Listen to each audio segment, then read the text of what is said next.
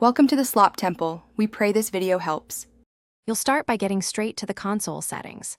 Power on the Xbox and confirm the HDMI cable is in the TV's correct input.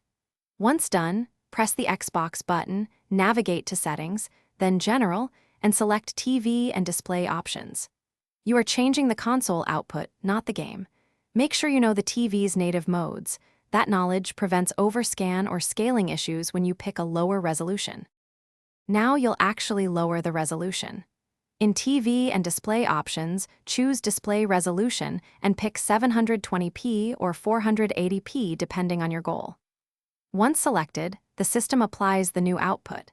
If the image looks off, change the refresh rate to match the TV, 60 Hz for most sets, 120 Hz only if supported. Make sure to test a game or dashboard. Finish by verifying the lower resolution works in actual use. Launch a game and check frame pacing and UI readability. Lowering resolution reduces GPU load and can improve frame rate in some titles.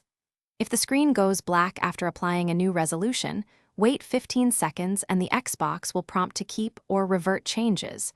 Press it to revert if nothing displays. If UI edges are cut off, adjust your TV's overscan or size settings. These steps complete the switch and handle common failures.